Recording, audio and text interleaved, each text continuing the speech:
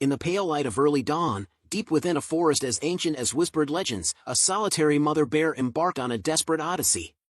Her fur, dark and glistening with the residue of a storm, rippled as she trod silently over dew-dampened moss. Clutched gently in her powerful jaws was a fragile bundle, the last remnants of her kin, trembling and feeble, their eyes clouded with the haze of hunger and pain. What compelled this fierce guardian to cross the unbridgeable divide between instinct and the realm of humankind? The answer lay in a silent plea for salvation, a call that would unravel the boundaries between the wild and those who dared to protect it. At the heart of these venerable woods stood a modest cabin, a haven of weathered timber and time-worn stone. Here, Ethan, an unassuming keeper of the forest, sipped his steaming cup of coffee as the crisp morning air, redolent of pine and fresh rain, whispered through the towering trees. His eyes, an arresting shade of blue that seemed to mirror the sky above, scanned the edge of the woodland with a quiet vigilance honed over years of solitary patrol. This refuge was not merely a shelter but a living diary of nature's silent narratives. Every scar upon the timber and every meandering stream told stories of resilience and change. On what appeared to be an ordinary morning, an unsettling hush crept over the forest's usual symphony.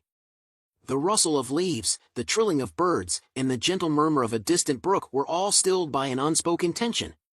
It was then that Ethan's steady gaze caught an anomaly at the clearing's edge, a massive, ebony bear, moving with a deliberate, almost ritualistic grace. In her jaws dangled a limp, quivering cub, while a second, more awkward little one staggered behind. The sight arrested his breath. Though encounters with wild bears were not rare in his domain, this visitation brimmed with an ineffable urgency, a silent cry that resonated deep within the soul of the forest. Time seemed to suspend as Ethan stepped away from the safety of his porch. Each measured footfall on the gravel sent ripples through his thoughts. With his hands raised in an earnest gesture of peace, he murmured soft reassurances that barely disturbed the morning stillness. The bear, whose luminous eyes held both fierce determination and quiet desperation, paused. In an almost cinematic moment, she delicately set her first cub upon the earth, nudging it as though imparting a final message of trust. Her gaze, profound and unyielding, met his, and in that silent communion, Ethan perceived not threat but a profound plea, a silent request for aid. As the delicate creature stirred with labored breaths, Ethan's heart pounded with a mix of dread and hope. The cub's tiny frames, frail and shivering, betrayed the toll of starvation and injury. One lay splayed, its shallow breaths barely audible against the forest's hushed murmur, the other trembled, its matted fur bearing the scars of a brutal encounter. With the careful reverence of a seasoned guardian, Ethan knelt on the cool, damp earth, his fingers grazing the blades of grass as if seeking permission from nature itself. He whispered, almost conspiratorially, "What troubles you, dear one?" Words meant not for the wild, but for the aching heart behind those obsidian eyes. Without a growl or a flash of hostility, the great beast, whom Ethan silently named Luna, remained poised, her massive presence a fragile barrier between survival and despair. Trust, so tenuous in this raw exchange, hung by a thread. Slowly, Ethan extracted his worn backpack and, with deliberate care, produced a small water bottle and a first aid kit. The faint sound of a zipper seemed to echo louder than the forest's heartbeat, drawing Luna's attention. With every measured movement, Ethan conveyed his intent, as though performing a ritual to honor an ancient pact between man and beast. Luna's ears twitched, she inched closer yet maintained a respectful distance, her eyes never leaving Ethan's. Gingerly, he tilted the cap of his bottle and offered a few droplets of water to the more alert cub. Its tiny nose, quivering with each feeble sip, hinted at a spark of life rekindled. Repeating the tender process with the other cub, Ethan's hands trembled, not with fear, but with the gravity of the moment, as if holding the fragile ember of hope itself. Luna shifted her colossal frame, leaning in protectively as if to silently inspect the ministrations of this unexpected benefactor. Every subtle shift in her posture spoke of a cautious accord between worlds that seldom intersect. Yet, as Ethan's eyes scanned the diminutive forms before him, his trained gaze noted more than mere dehydration. One cub bore scratches, faint, yet haunting reminders of a fall or a predatory encounter, while the other exhibited a peculiar, circular mark that sent a chill racing down his spine. It was the cruel signature of a snare, a trap laid by heartless hands, an instrument of profit that shattered the natural order. A simmering anger stirred beneath his calm exterior. Whoever set this trap has nearly stolen life itself, he thought, clenching his jaw as the morning light grew bolder, its golden rays slicing through the canopy. Determination hardening his resolve, Ethan decided that intervention was no longer a choice but a necessity. Breaking the silent barrier that nature often demanded he respect, he carefully lifted the weaker cub into his arms. Luna, with a gaze both sorrowful and inscrutable, rose to her full, majestic height. For a heartbeat, the forest itself seemed to hold its breath as the great bear yielded space, a momentary gift of trust that was as delicate as spun glass. With Luna's somber eyes fixed on him, Ethan began the slow, weighty journey back to his cabin, his every step echoing the quiet drama of survival. The trek back was both surreal and laden with a solemn gravity. The forest closed in around them as though enveloping a secret narrative, a tale unfolding chapter by chapter. Luna padded silently behind, her enormous paws making barely a sound on the soft forest floor, while the struggling cub, nestled against her flank, stirred weakly with every laborious step. The scene was an unspoken testament to the fragile alliance between wild instinct and human compassion, a tableau that defied logic and yet brimmed with raw, undeniable truth. Upon reaching his humble abode, Ethan laid the first cub onto a faded woolen blanket spread out on the porch. The creature whimpered softly, its tiny limbs twitching in uncertain rhythm, while the second cub, exhausted by the journey, collapsed in a heap nearby. Turning to Luna, he spoke with a gentle firmness that belied the storm raging within him. "You must remain just beyond the clearing. I cannot let you risk the dangers that lurk within these walls." Luna's dark eyes, luminous in the early light, flickered with a hesitant understanding as she settled into the shadows cast by ancient trees. Grateful for this silent acquiescence, Ethan retreated into the cabin, leaving the troubled family in the guarded embrace of the wilderness. Inside, the cabin's cramped interior, lined with well-thumbed maps, dog-eared books, and weathered tools, became his command center. Swiftly, he retrieved a more extensive medical kit, extra water, and a ration of emergency food pellets designed for injured wildlife. The temptation to radio for backup tugged at him, yet he hesitated. The arrival of additional help might unsettle Luna, or worse, draw the attention of prying eyes. For the moment, his primary duty was to stabilize these fragile lives, a task that required all the tenderness and expertise he could muster. Working with meticulous care on the creaking wooden porch, Ethan cleaned and dressed the scrapes on the smaller cub's flank, his touch as gentle as a whisper amid the rustling wind. The larger cub's wound, its flesh marred by the cruel imprint of a snare, demanded even greater care. With trembling fingers and a heavy heart, he cleaned the swollen area and wrapped it in strips of gauze, each motion a silent vow to protect the wild from human cruelty. Luna remained nearby, her massive head lowered in vigilant watch, her presence both formidable and oddly comforting. "We are fighters," he murmured, his words a soft incantation meant to buoy both their spirits. As the sun arced higher, casting long, dappled shadows across the porch, Ethan took a moment to survey the surrounding forest with his binoculars. There was an unsettling undercurrent in the air, a foreboding that the very ground beneath him might conceal more than the usual quiet of nature. His instincts, honed by years of solitary patrols, warned him of dangers lurking unseen. Poachers, the shadowy figures of greed and malice, had left their mark in the form of that treacherous snare, a grim reminder that nature's harmony was under siege. When dawn gave way to a misty morning, the fragile hope kindled the previous day shimmered like a dew-laden web in the soft light. Ethan stepped outside, careful not to disturb the delicate tableau of Luna tending to her cubs. The larger one nibbled weakly at the food pellets he had provided, while the smaller lay curled against its mother, a picture of vulnerable resilience. Yet, the peace was fleeting. Luna's ears pricked as if detecting an ominous whisper from the woods. With a furrowed brow, Ethan peered into the distance through his binoculars, a silent promise forming in his heart that no harm would befall this newfound family under his watch. Driven by a deep-seated duty and the murmurings of his instinct, Ethan set off into the forest once more. The ground was soft beneath his boots, each step sinking slightly into the lonely earth as he followed subtle signs, a snapped twig here, a disturbed patch of ferns there. His mind churned with questions. What dangers lay hidden beneath this tranquil facade? And could he uncover the source of this malignant cruelty that had left its mark on Luna's precious brood? After an hour's cautious trek, he reached a small clearing that bore the scars of violence. Dominating the center was a crudely hewn wooden stake, to which a rusted snare was affixed. The wire loop dangled forlornly, a sinister relic amidst the natural splendor. Around the stake, the earth was scarred by deep claw marks and strewn tufts of matted fur, a silent testament to a struggle fought in vain. Ethan knelt, his skilled eyes piecing together the macabre narrative etched into the soil. This trap, he realized with a sinking heart, was no mere accident. It had been deliberately set, its design a cold instrument of suffering aimed at a creature as majestic as Luna. A wave of anger and sorrow coursed through him as he imagined the terror and pain that the bear must have endured. The evidence was damning. Human footprints, partially washed away by recent rain, led deeper into the forest toward a part rarely patrolled by any guardian of nature. Torn between the urgency of reporting this atrocity and the risk of alerting further predators, Ethan steeled himself. The responsible course was clear. He had to ensure that this cruelty would end, and that the delicate balance between man and nature would not be further sullied. Following the faint tracks, he discovered an abandoned campsite ensconced in a thicket. The remnants of a once roaring fire lay cold and scattered among empty cans and discarded wrappers. Beneath a sagging tarp, half hidden by the detritus of neglect, glinted something metallic.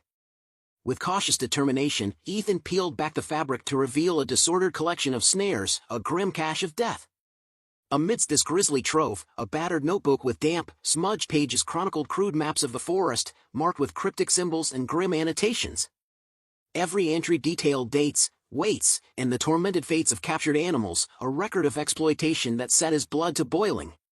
Without wasting a moment, Ethan documented every detail with his phone, snapping photographs to serve as evidence against those who would defy the natural order for profit. With measured resolve, he dismantled the snares one by one, each severed wire a silent declaration that cruelty would no longer be tolerated. "This ends today," he whispered, the words carrying on the wind as if the forest itself agreed. In that moment, he became not just a caretaker for a desperate family but a sentinel for the wild, a man sworn to bridge the chasm between humanity and nature's unyielding spirit. As dusk began to weave its tapestry of twilight and shadow, Ethan returned to his cabin. Luna remained by the porch, her massive head resting protectively over her now resting cubs. The forest's nocturnal chorus, the chirps of crickets, the distant calls of owls, and the haunting howl of a lone wolf, stirred a somber resolve within him. Leaning against the time-worn doorframe, he vowed in silence, "I won't let you down." It was a promise forged in the crucible of that fateful day, a pledge that the fragile bond between man and beast, steeped in courage and trust, would endure against all odds. Later, as the forest succumbed to the deep blue of night, the events of the day replayed in Ethan's mind like a bittersweet refrain. The anguish in Luna's eyes, the delicate hope in her cubs' labored breaths, and the grim reminder of human cruelty were all woven into a tapestry of destiny. With his rifle within arm's reach and his heart resolute, he prepared for the uncertainty of tomorrow. For in the quiet moments before sleep claimed him, a single thought glimmered: perhaps nature had chosen him as its unlikely champion, a test of whether humanity could rise to protect what it once vowed to cherish. The next morning, shrouded in a veil of mist and the gentle light of a hesitant sun, Ethan awoke to the soft rustle of leaves and the delicate murmur of a forest reawakening. Outside, Luna tended to her cubs with tender vigilance, their fragile forms nestled close as if drawing strength from one another. The cub that had nibbled weakly on emergency pellets now showed a spark of resilience, while the other remained curled, its eyes fluttering in intermittent dreams. Ethan crouched by the porch, careful not to disrupt the sacred intimacy of this scene, and made silent plans that would soon bring professional aid to mend what nature had been forced to bear. Yet even in this fragile calm, Luna's ears twitched, a subtle signal that danger might be stirring once more. Ethan's instincts, honed by years of communion with these ancient woods, urged him to remain vigilant. Gripping his binoculars, he surveyed the dense thicket beyond his cabin, each rustle and whisper of the wind fueling an undercurrent of foreboding. "I'll be back," he murmured softly to Luna, his voice carrying both reassurance and determination. With rifle slung over his shoulder and a small pack containing essential gear, he ventured once again into the mysterious depths of the forest. The undergrowth was soft and yielding under his boots as he followed a faint trail of disturbances, a snapped branch here, a patch of trampled ferns there, each subtle clue guiding him deeper into the labyrinth of trees. His heart pounded with a mixture of trepidation and resolve. After what felt like an eternity, he emerged into a clearing that was unremarkable at first glance, yet bore the indelible scars of a fierce struggle. Dominating the center was a crude wooden stake, its weathered surface marred by the rust of time, to which a decrepit snare was clinging like a relic of malice. The silent evidence of torn fur and deep claw marks painted a harrowing picture of violence, a struggle waged not in a battle of nature, but against a man-made horror. Ethan knelt beside the relic, his eyes narrowing as he reconstructed the silent narrative embedded in the scars of the earth. This trap had been set with malevolent intent, a calculated device designed to ensnare the very spirit of the wild. His mind raced with images of Luna's desperate struggle, of the searing pain and fear that must have rippled through her every sinew. The thought kindled a fierce resolve within him: he could not allow such cruelty to go unchallenged. A faint trail of human footprints, washed and blurred by recent rain, led away from the clearing, disappearing into a part of the forest seldom traversed by vigilant souls. Torn between the immediate need to report the atrocity and the pressing fear that drawing attention might endanger Luna and her cubs, Ethan made a silent promise to himself. With a determined grip on his rifle and a mind sharpened by righteous indignation, he followed the trail to a derelict campsite. There, nestled among the remnants of a forgotten fire and littered with empty cans and discarded wrappers, lay a sagging tarp. Beneath it, hidden by neglect and time, was a disquieting pile of snares alongside a battered notebook whose damp pages bore grim records, sketched maps marking trap locations, dated entries chronicling weight and suffering, and lists that read like grim inventory of nature's stolen souls. Fury and sorrow mingled within him as he snapped photographs of the damning evidence, each image a testament to the cruelty inflicted upon the wild. With resolute care, he dismantled each snare, each severed wire a declaration that such inhumanity would find no quarter in these woods. "This ends today," he vowed quietly, the words carrying an almost sacred weight as they faded into the murmuring wind. In that pivotal moment, Ethan transformed from a solitary ranger into a guardian, a steadfast sentinel for the wild, committed to healing the deep, wounded heart of the forest. As twilight draped the canopy in deep indigo and the nocturnal symphony began anew, Ethan returned to his cabin. Luna, ever the vigilant sentinel, lay at the porch's edge with her cubs pressed protectively against her. The promise of a new day shimmered faintly on the horizon, a beacon of fragile hope amidst the scars of betrayal. Leaning against the time-worn doorframe, Ethan allowed himself a quiet exhale. In that fragile interplay of light and shadow, man and beast had forged an unspoken covenant, a bond born of shared adversity and tempered by the wild's eternal call. In the lingering silence of that haunted forest, the oath he had taken echoed like a whispered secret among the trees. A promise to honor the trust bestowed upon him, to stand against cruelty, and to ensure that the delicate, unyielding spirit of the wild would endure. And as the forest exhaled its ancient breath, one truth remained undeniable: in the convergence of humanity and nature, even the smallest act of compassion could kindle a revolution of hope. In the dim, pre-dawn murmur of an ancient forest, a battle-worn mother bear pressed forward through dew-drenched ferns and gnarled roots. Her sinewy frame bore the weight of a grief too heavy for nature alone, a fragile cargo of two cubs, their once bright eyes dimmed by suffering and hunger. Clutched in her powerful jaws, these little lives swayed like fragile flames in a relentless wind. What unseen force had driven her to cross the unyielding boundary between the untamed wild and the realm of humankind? Perhaps it was pure desperation, or maybe a silent, primal plea for sanctuary whispered by every rustling leaf. Deep within this living cathedral of towering pines and ancient oaks stood a modest cabin, built of weathered timber and stone, a humble outpost against the vast wilderness. Here, Ethan, a solitary ranger whose eyes held the chill of distant winter skies, savored a steaming cup of coffee as the forest awoke. The air, laced with pine and the fresh scent of earth after rain, hummed with life, the murmur of a nearby brook, the delicate chatter of early birds, the soft sigh of leaves stirred by a gentle breeze.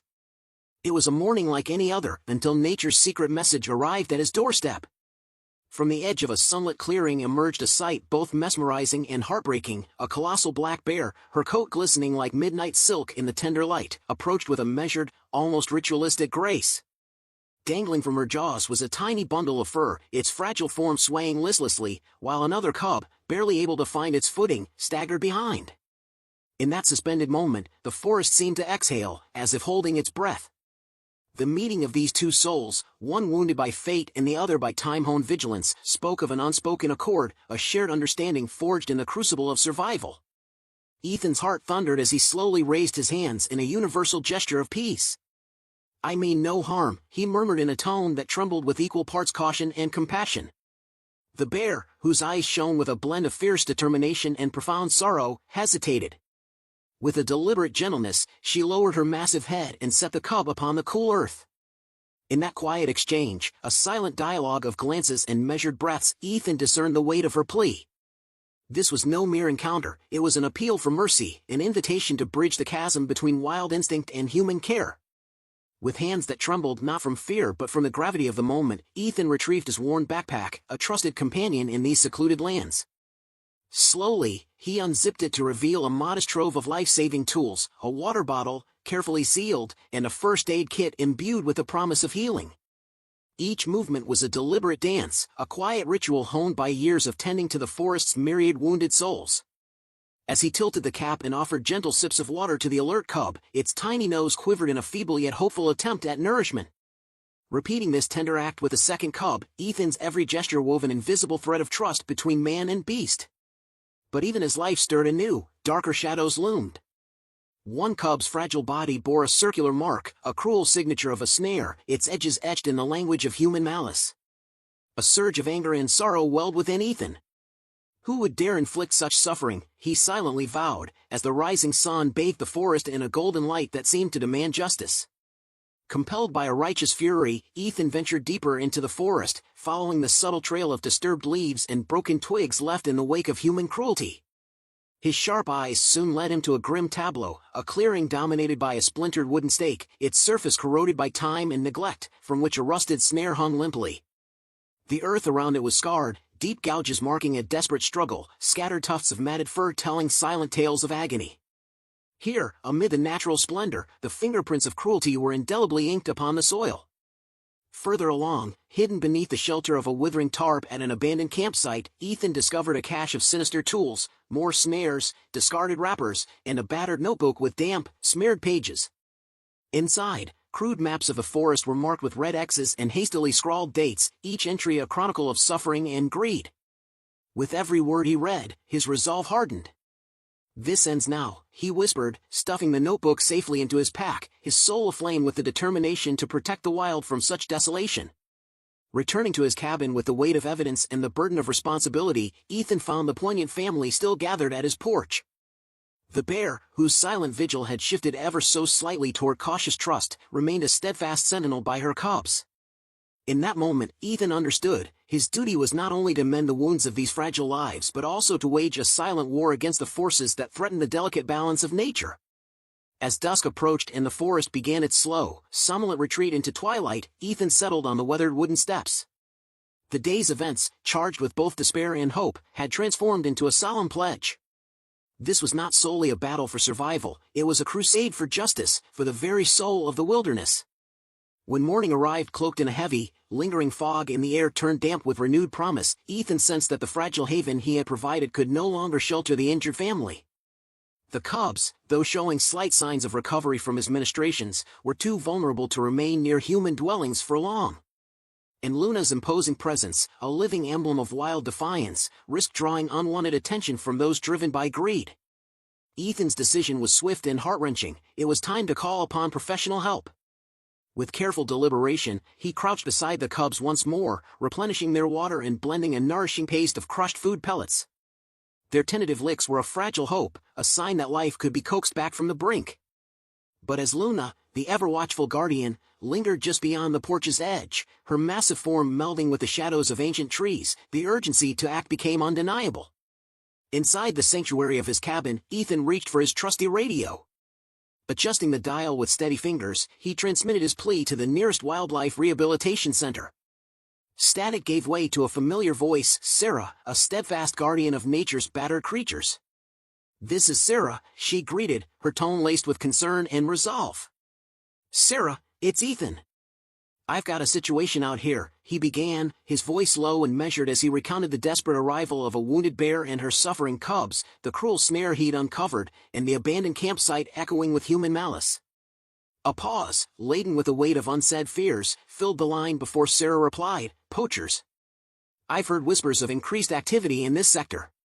I'm dispatching a team immediately." Ethan's next words trembled with both urgency and a trace of wonder. "There's more, they came here on their own. The bear brought her cubs to my door. I believe she trusts me." A brief silence followed, then Sarah's voice returned, edged with incredulity and caution. "A wild bear, seeking sanctuary at your cabin? That's unheard of. We need to tread very carefully, Ethan." Their exchange, terse yet deeply human, cemented a covenant, a promise that the wild would not be abandoned to cruelty without a fight. Before long, the forest's quiet was punctuated by the low rumble of approaching vehicles. 3 seasoned wildlife professionals emerged from a battered truck, carrying equipment designed for the delicate task of rescuing life on the brink. Sarah, tall and resolute, greeted Ethan with a firm handshake and a gaze that took in the cabin, the clearing, and the silent drama unfolding before them. Guiding the team to the porch where the cubs lay curled together, their chests rising and falling in fragile rhythm, Sarah knelt to examine them. "They're lucky to be alive," she murmured, her eyes softening with empathy. "You did well, Ethan."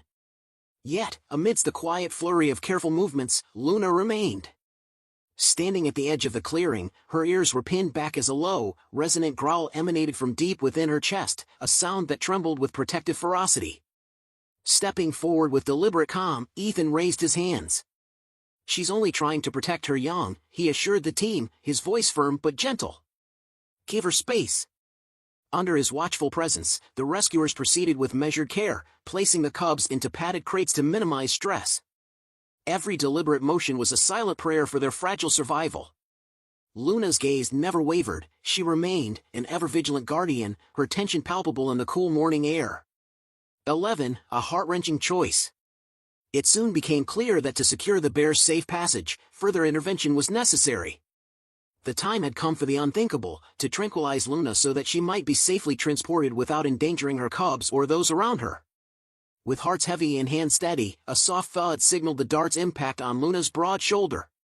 A startled grunt escaped her as the sedative began to weave its temporary spell, and soon, she collapsed gently onto the cool grass. Ethan approached with measured care, his eyes reflecting both sorrow and steadfast resolve. "She'll be fine," a teammate whispered, though the silence that followed was thick with unspoken emotion. The convoy's progress was slow and laden with tension as Ethan rode alongside the team in their rugged transport. Every bump on the dirt road seemed to echo the heartbeat of the forest, every turn a silent testament to nature's unpredictable beauty. Behind them, Luna's massive silhouette trailed at a respectful distance, her head occasionally lifting as if to reassure herself that her cubs were not far behind. At length, the convoy reached the sprawling Wildlife Rehabilitation Center, a sanctuary nestled at the edge of the forest, encircled by tall, protective fences and dotted with enclosures that mimic nature's own design. A profound relief washed over Ethan as the team carefully unloaded the cubs, transferring them into a sterile, yet hopeful medical wing. The air smelled of antiseptic and quiet determination, punctuated by the soft murmur of professionals dedicated to healing life's deepest wounds. Within the center's walls, the injured cubs were placed on examination tables as skilled veterinarians set to work. The steady hum of medical equipment and the rustle of lab coats blended with a promise of recovery. Sarah, now beside Ethan, leaned in close as she inspected the tiny creatures. "They're fighters," she said quietly, a note of admiration in her voice. "They've got a strong chance." Not far off, Luna was slowly brought into a spacious enclosure outfitted with soft bedding and a shallow pool, a haven designed to cradle her back into health. As the effects of the sedative ebbed, her massive paws twitched, and her dark eyes fluttered open with tentative curiosity. Ethan crouched near her crate, his voice a tender murmur, "You're safe now. Your cubs are safe, too." For a fleeting moment, as Luna's gaze met his, there was an unspoken exchange, a silent promise that this fragile trust would not be betrayed. Over the ensuing days, the center became a flurry of compassionate activity. Ethan found himself a constant presence, assisting with feedings, checking vitals, and quietly sharing moments of gentle humor with the staff as the cubs slowly regained their spark. The larger cub, affectionately christened Sprout by the caregivers, began to explore its surroundings with tentative, playful bounds, while the more reserved Clover inched toward recovery with every soft nuzzle and whispered breath. Luna, though still wary of human touch, began to accept the care bestowed upon her. She often lay near the dividing wall of her enclosure, ears perked as she listened to the playful scuffles of her cubs and the quiet encouragement of the staff. In these small victories, Ethan saw not just recovery but the renewal of a deep, ancient bond, a reminder that nature, even when scarred, held within it the power to heal.